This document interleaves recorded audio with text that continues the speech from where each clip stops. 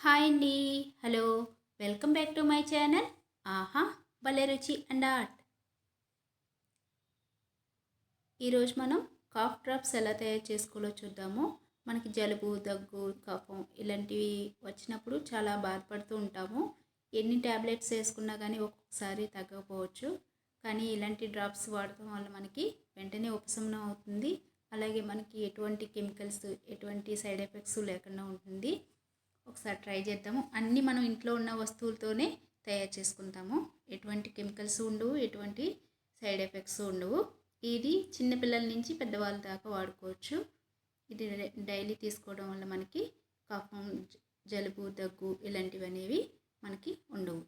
దీని తయారీ విధానం ఇప్పుడు చూద్దాము. దీన్ని తయారు చేసుకోవడానికి ముందుగా అల్లం తీసుకుని అల్లం పైన ఉన్న పొట్టుని చాకు సహాయంతో తీసేసుకోవచ్చు. చాకుతో తీయలేని వారు ఇలా మనం ఒక స్పూన్ తీసుకుని స్పూన్తో కూడా మనం ఈ పైన ఉన్న పొట్టుని తీసేసుకోవచ్చు. ఈ పొట్టుని కూడా మనం వేస్ట్ చేసుకోవాల్సిన అవసరం లేదు. ఈ పొట్టుని వాష్ చేసేసుకుని మనం ఎండలో ఎండబెట్టుకుని టీ పొడిలో కలుపుకుంటే కనుక టీ కాచుకున్నప్పుడు మంచి సువాసన వస్తుంది. ఇప్పుడు అల్లంని ఇలాగా పొట్టు తీసుకుని పక్కన పెట్టుకోవాలి. అలాగే లవంగాలను కూడా పొడి చేసుకుని పక్కన పెట్టుకోవాలి. ఇప్పుడు అల్లం ముక్కల్ని ఒక మిక్సీ జార్లో వేసి మెత్తని పేస్ట్ లాగా తయారు చేసుకోవాలి.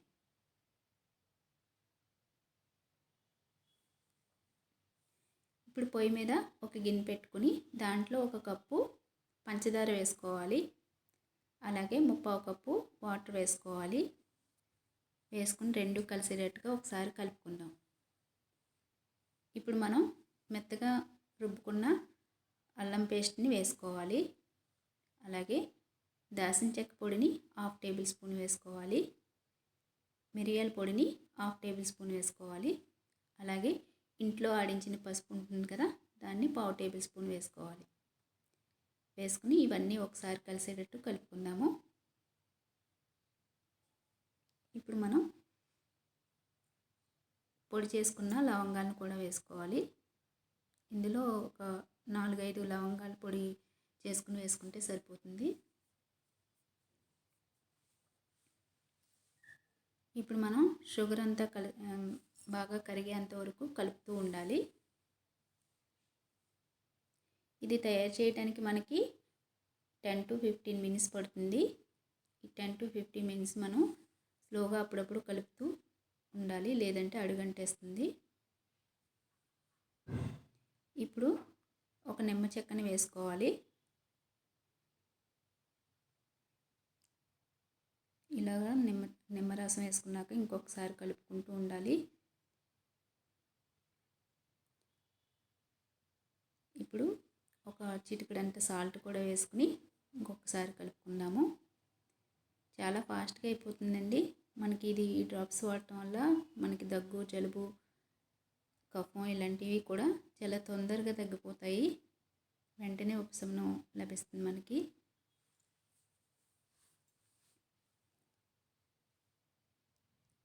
మనకి సిరప్ బాగా మరిగి కొంచెం దగ్గరగా కూడా వచ్చింది. సిరప్ కూడా మంచి కలర్ వచ్చేసింది. చూసారు కదా ఎంత ఈజీగా తయారు చేసేసుకున్నామో. చాలా ఫాస్ట్గా కూడా అయిపోతుంది కదా. ఇంట్లోనే చక్కగా మనం ఇలా కాఫ్ డ్రాప్స్ని తయారు చేసేసుకోవచ్చు. సిరప్ అనేది ఇంకొంచెం దగ్గరికి వచ్చింది. ఇప్పుడు ఫైనల్గా దీంట్లో మనం తేనెని వేసుకోవాలి. ఒక పెద్ద టేబుల్ స్పూన్ తేనెని వేసుకుని కలుపుకుందాము. ఈ తేనె మొత్తం బాగా కలిసేటట్టుగా కలుపుకోవాలి. చూసారు కదా, సిరప్ అనేది వీడియోలో చూపించిన విధంగా ఉంటే సరిపోతుంది.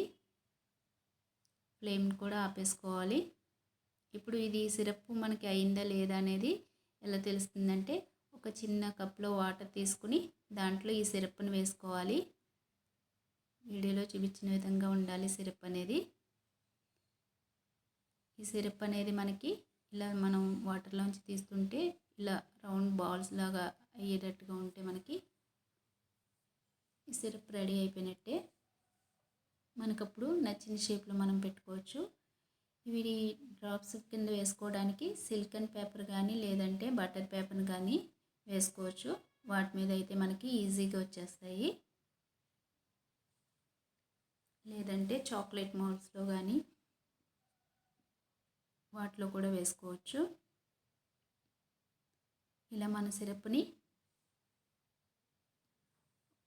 కొంచెం గోరువెచ్చగా ఉన్నప్పుడే మనం ఈ విధంగా డ్రాప్స్ కింద పెట్టేసుకోవాలి.